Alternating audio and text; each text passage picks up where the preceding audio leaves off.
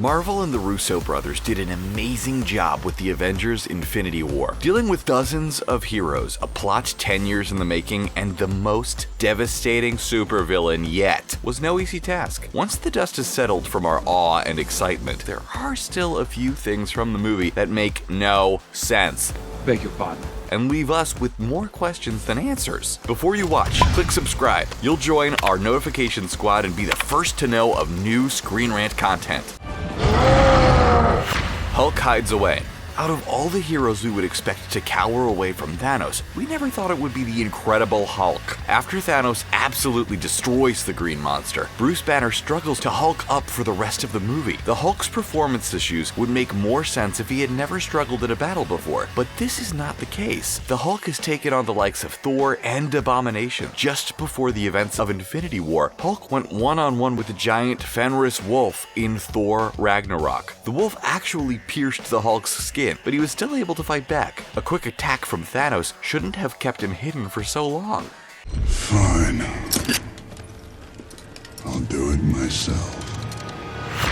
Thanos' strength. As we mentioned before, Thanos used the Power Stone to easily make quick work of the Hulk and kill off other powerful creatures like Loki and Heimdall. Just minutes into the movie, we see his strength is unmatched, and Thanos only gets more powerful as he collects more stones. Despite this, his strength seems a little inconsistent throughout the film. Sure, a sneak attack may catch him off guard, but there's no way Captain America could stop the swing of his fist and hold him off for so long. A lot of the attacks on Thanos seemed to serve the action scenes rather than any logic in regards to his power. Hurts, doesn't it?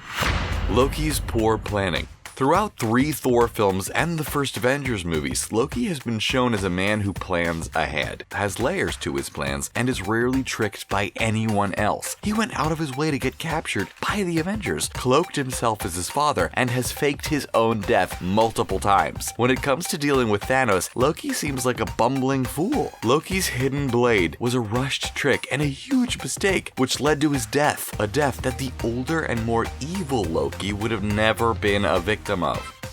Bring us back! No! Using the Bifrost. Using his last breath, Heimdall was able to send Bruce Banner to Earth so everyone could be warned about the impending arrival of Thanos. He may have been injured and had very little time to think, but Heimdall had so many more opportunities to use the Bifrost. He could have used it on Thanos to send him far away from the ship. Why didn't he use it on Thor, the trusted warrior he's known for so many years? The Bifrost plan worked out well, but sending Thanos away could have bought them all a lot more time to come up with a better plan. Let's vanish.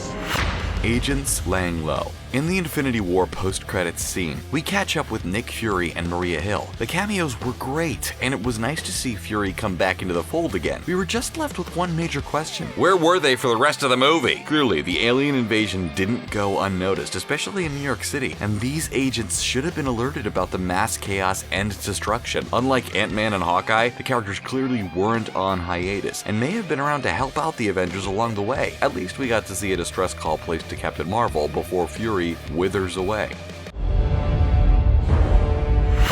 The weak Children of Thanos. The Children of Thanos started out strong in the film. They all had great abilities and served as formidable enemies against some of Earth's greatest heroes. Maybe the Earth's atmosphere got to the villains later in the film because some scenes felt like their powers and strength were just forgotten about. It's understandable that the Children of Thanos would have trouble against the likes of Black Panther or Iron Man, but things seemed a little far-fetched when powerless heroes like Black Widow and the Falcon were easily defeating their enemies. We'd love to see as many heroes involved as possible, but their fights felt a little unrealistic compared to others with superhuman strength and powers.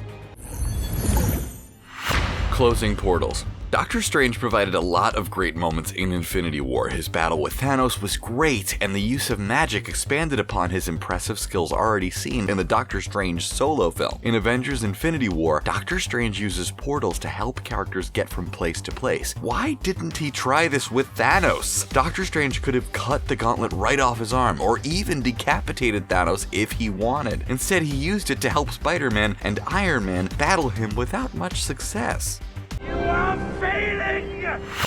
Red Skull Mysteries. One of the greatest surprises in Avengers Infinity War was the reveal of Red Skull and his possession of the Soul Stone. The moment really helped bring the whole MCU full circle and led to one of the more emotional scenes in the movie where Gamora gets killed by Thanos. After our surprises wear off though, we are left with more confusion than answers. Why does Red Skull have the Soul Stone? Who exactly made him the protector of it? Do the stones have a life of their own? And what happens to Red Skull now that he gave the Soul Stone up? Hopefully Avengers 4 is able to answer some of these questions for us. I hope they remember you. Thanos goes solo. In the movie, Thanos enlists the help of the Black Order to retrieve the stones and prevent the Avengers from stopping him. But were his powerful minions ever needed? Thanos seemed to handle several battles on his own, was able to acquire all the stones by himself, and in the end, he took on several heroes so he could rip the final stone from Vision's skull. Thanos truly could have done everything on his own, and the Black Order felt more like mindless villains for the characters to fight and to distract the viewers during the film's long runtime. You ever tried shawarma?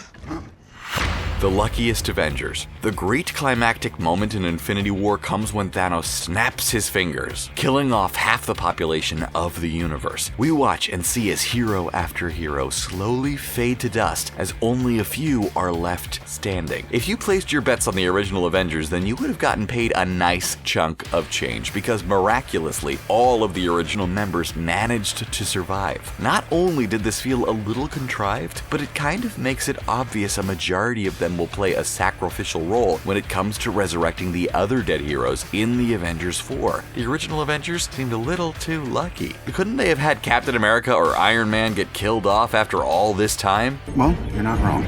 Wow, what parts of the film made no sense to you? What questions do you still have? And were there any things we missed? Let us know in the comments section below. And don't forget to like this video, share it, and subscribe to Screen Rant on YouTube so you can stay up to date with our awesome videos. Thanks for watching.